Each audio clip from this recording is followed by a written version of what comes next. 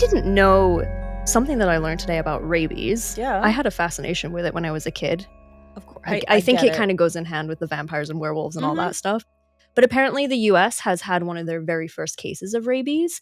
It was a human-to-human contraction, but it was from a transplanted organ. What? Yeah. So the unfortunate person who was passing away and able to donate their organs did so. And I believe it was a kidney or a liver transplant.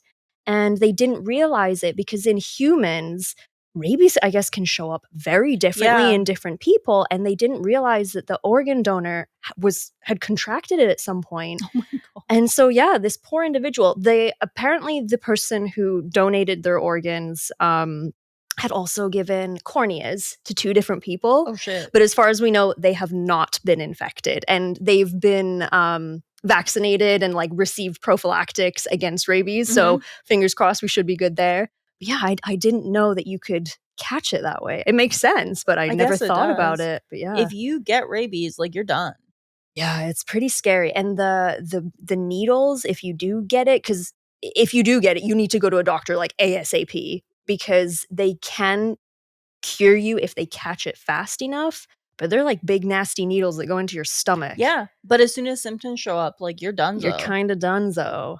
And it's like frothing at the mouth, catatonia, rage, like all the shit you see in movies is very much the case. And also an extreme fear of water. Yes, hydrophobia. Yeah. You know, that's why they, if you see the like rabid dogs, the first impression of rabies I always had was To Kill a Mockingbird, the movie. There is minus Cujo. Yeah. Oh, yeah. Yeah. But anyway, rabies, fun, which is kind of on topic since we're talking about critters and things today. It is. I like it. Shall we jump into it? Let's do it. Alrighty. Hello, everybody. I am Charlotte. And I'm Dina. Welcome to the Grim Curriculum. So, over the last years, we've covered a series of cryptids. This includes the Jersey Devil, Mothman, and the Beast of Bray Road. So today, we are shining some light on some of the lesser-known cryptids out there. Because they, too, deserve some love. They all do. They really do. And for the record, we're treating you all to a nice, light-hearted episode because we thought it was the right thing to do after 3 episodes of Ed Gein. Next week, we're starting another big series on a serial killer whose crimes will truly haunt you. And definitely emphasis on the word big here. That's your hint. Yeah, he's a heavy hitter. Yes. We're going to dive right in with an incredibly odd one. You've probably all heard stories of the Yeti, but what about the Underwater Abominable Snowman? You heard that right, folks. This one is definitely a head scratcher. I'm kind of picturing a cross between like the Yetis that we know of and like the Loch Ness Monster, just like a big white hairy Loch Ness Monster. I love him. So the Underwater Abominable Snowman, or ABSM for short, was a sea serpent sighted in 1968 by diver Bruce Mounier in the Bahamas. His account was first published in the 1977 book Without a Trace, and we're going to read you an excerpt from that. We were south of the Great Isaac Light near the drop-off. I was looking at the bottom while I was being trolled along on a line behind a 30-foot boat built especially for diving and salvage work.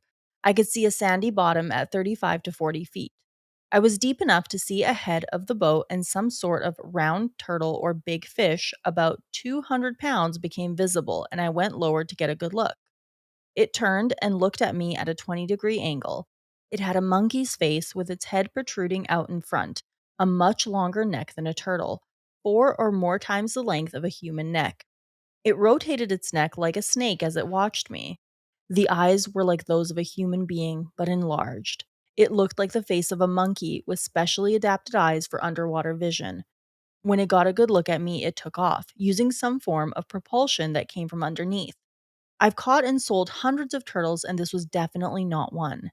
I think it's some sort of identified species. It may be a newly developed one or a very old one we haven't seen before. That's a very interesting description. The way he says it has a snake-like neck that turned. Ugh. Yeah, and a long neck. And then it just propelled itself away like, goodbye. With its monkey face.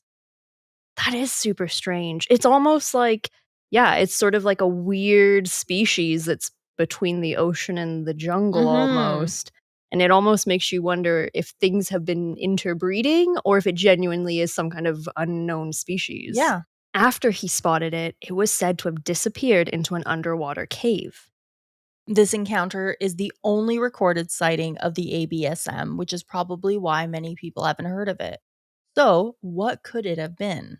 Some people argue that what Bruce saw was a beluga whale, but when you look at his description, it really doesn't match up, and I would have to agree. I don't agree with that at all because if you look at a picture of a beluga, it looks nothing like the description. Well, a beluga doesn't really have a neck. No. It's like head, body. Yeah, I mean, exactly. most whales are that way. And also, he is an experienced diver. He Yes. would have known the difference. Well, and I would say he's given quite a detailed description, and enough so that he was like, you could tell that its eyes had evolved for the underwater. You know what I mean? So, like, he got a good look at it. Oh, absolutely. There are theories that this was actually another cryptid, a merhorse, which is a type of sea serpent that is essentially part fish, part horse. Merhorses have large eyes and a mane along with a long neck. Despite what Bruce claims, there are those who believe that he saw a very large sea turtle, although he is adamant that it wasn't. It's interesting to note that the sighting happened not too far from the location of the Bermuda Triangle, where strange disappearances and, of course, UFO sightings have been reported. So, was this an undiscovered species? The idea wouldn't be too far off, especially considering that just last month, the Ocean Census released a statement saying that they have discovered over 800 types of new marine life. This included new species of shark, mud dragons, water bears, shrimp crab, and guitar shark, along with a slew of other creatures. Wait, some of those definitely sound made up. We've got mud dragons, water bears, and a guitar shark. Okay, so I didn't look up what a mud dragon is, but Okay. a water bear, they are like teeny tiny microscopic little bear Oh, things. They look like little bears. like tardigrades? Is that what we're talking about? Kind of, yeah. So for those of you who watch Family Guy, Oh. there's an episode where they shrink down to microscopic size, and one of Yes. them is voiced by Patrick Stewart. But they're like tiny little. They look like little bears. Okay, I think I know what you're talking about And here. a guitar shark Yes. is a very. It's really neat looking. It's like a very flat fish.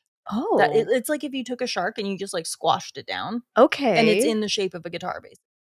I'm gonna have to do some Googling. I love this. That all said, could the underwater abominable snowman be something we haven't discovered yet, or was it just a case of mistaken identity? It has not been seen again, but maybe one day we'll have a definitive answer. We have explored nothing when it comes to the ocean. Mm-hmm. So, I mean, like we said, it was just last month that they announced that they've discovered 800 new types of Yeah. marine life, and that is a lot. That's craziness. Yeah, and some of them are plants, Yeah, which is absolutely. understandable, but different types of shark, shrimp, crab. I mean, that's a pretty big deal. Well, and if you want to go more the tinfoil hat route, what if it's an alien? I like it. Who knows? Where are they going to be? The ocean, because we don't check there. I mean, it makes sense to me. I've seen Pacific Rim. Next up is the Dover Demon. This creature is known for 3 major sightings that occurred in the town of Dover, Massachusetts on April 21st and 22nd in 1977. It was first spotted by 3 17-year-old boys who were driving at night when suddenly it was illuminated in the car's headlights.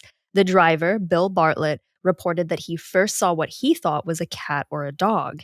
Upon closer inspection, he realized it was unlike anything he had ever seen before. Bill claims that what he saw had a disproportionately large, and I quote, watermelon-shaped head with orange eyes that he compared to glass marbles. It had long, thin arms and legs and was hairless with rough, flesh-colored skin. It then took off. Okay, sorry guys, but I'm just imagining some weird, distorted Hey Arnold kind of figure. Because you said watermelon head, and I was just like, oh, football head. Hey Arnold. And then when it's roughly flesh colored and then it just took off. Yeah. Weird, nasty SCP Hey Arnold. I wouldn't want to see it. It's giving me the heebie jeebies. Bill attempted to drive as fast as he could to catch up to it. His friends had not seen anything yet, and he was adamant to prove that there was something out there. He eventually dropped his friends off at their houses and went home. Bill then drew what he saw. An hour later, 15-year-old John Baxter was walking home when he saw something strange. And about John, I want to point something out. Mhm. The articles that I found said that it was midnight and Okay. he was walking home from his girlfriend's house At 15 at years 15 old? years old. I mean, it was the I 70s.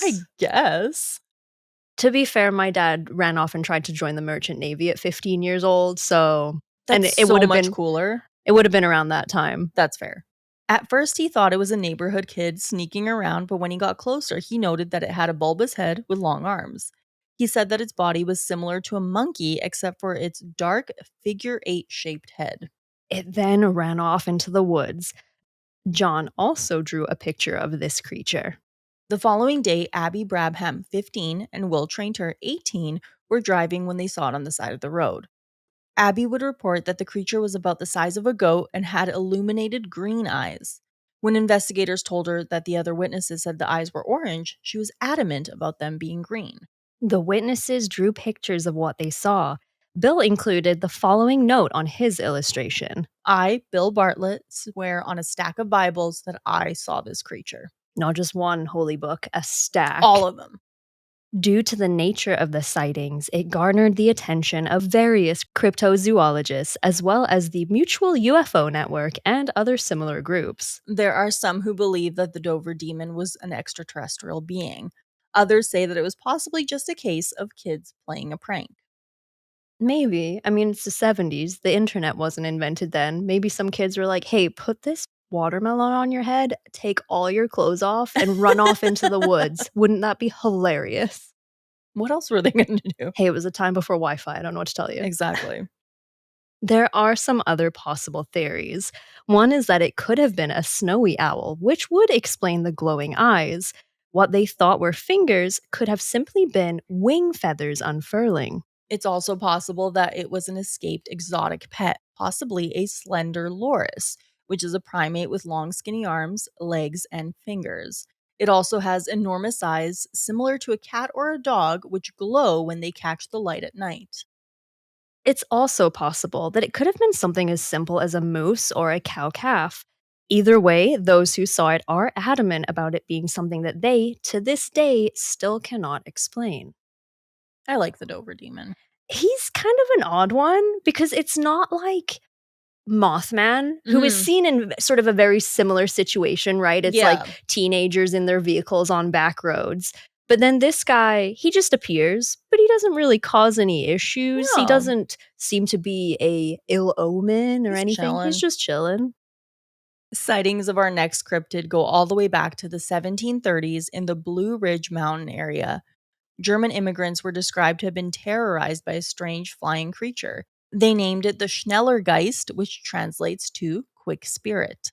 Not much is known about these early sightings, but it reappeared in early February of 1909 in Frederick County, where it was highly reported by newspapers who dubbed it the Snallygaster. And I don't know where they got that name from. That sounds very Alice in Wonderland, you know, like the Bandersnatch or something, the Snallygaster. Apparently, it's a part of Harry Potter lore.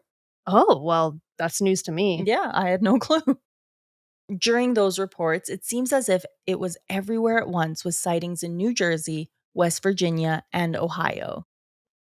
The first person who claimed to see it was James Harding. He described it as having enormous wings, a long beak, sharp claws, and a single eye in the middle of its forehead. The creature made shrill, screeching sounds, and it appeared to him to be a cross between a tiger and a vampire. Interesting combo. It was reported that it attacked and killed a man named Bill Gifferson by piercing his neck and drinking his blood. It was said that in West Virginia, it hatched an egg, which a man tried to hatch unsuccessfully. I like this guy. He built an incubator. He just finds this strange cryptid Yeah. egg, and he's like, I'm gonna see if we can make this bad boy be born. This would be me. Yeah, I could see it for sure.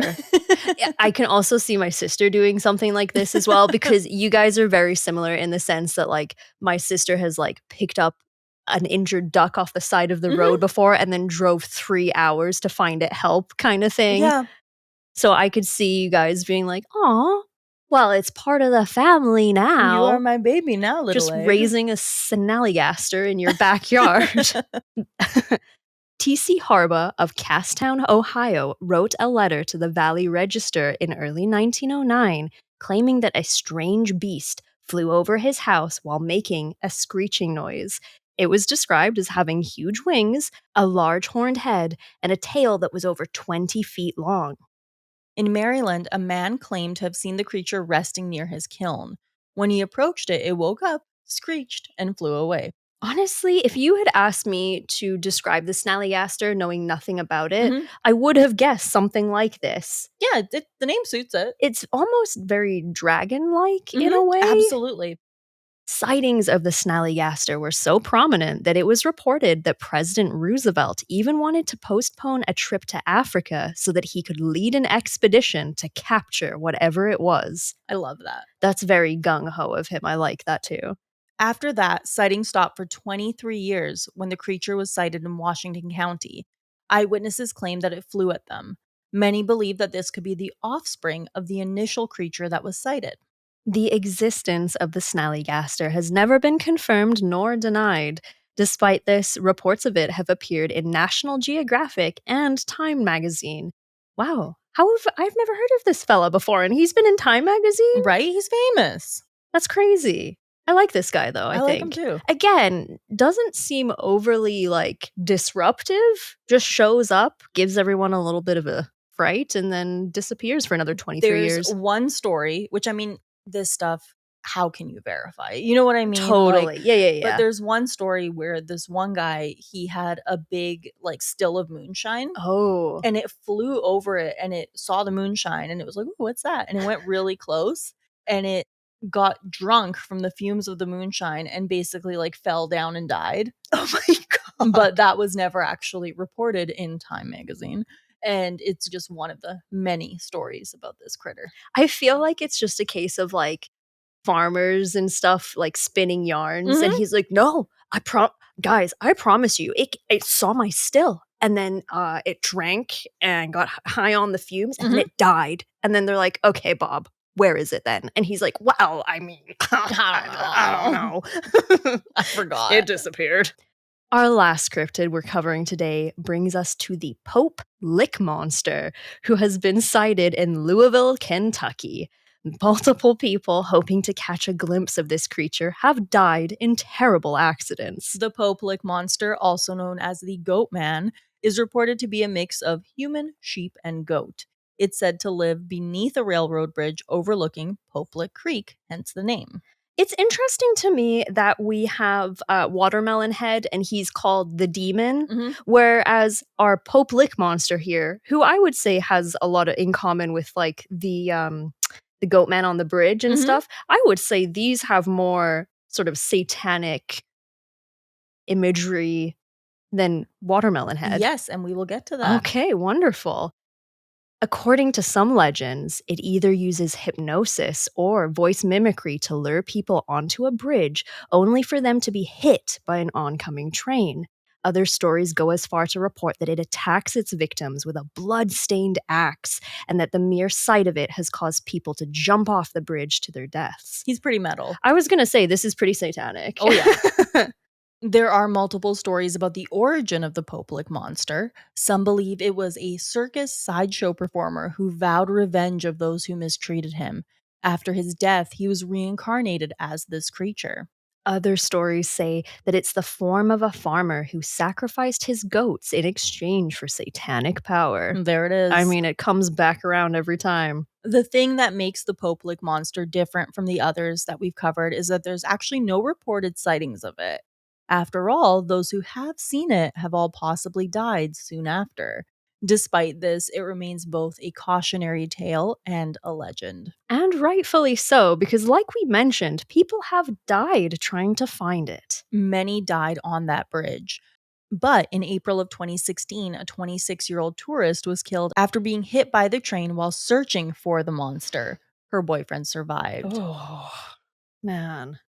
It's brutal. This one's weird, and I debated not including it because there are no reports, but It's one of the few cryptids/legends that's actually been linked to deaths, which I found interesting because people have gone to this bridge just to look for it, and then they get hit by a train. Well, I mean, if you're gonna be on a train bridge, you're gonna get hit by a train Yeah, probably. and they've tried to put up fences Ugh. and signs and things like that, but people are like, "I wanna see it." Which is funny because apparently no one's seen it, but everyone dies. Yeah, because they're like, "It's gonna be me. That's it. I'm gonna solve the mystery." Maybe the real monster here is the train.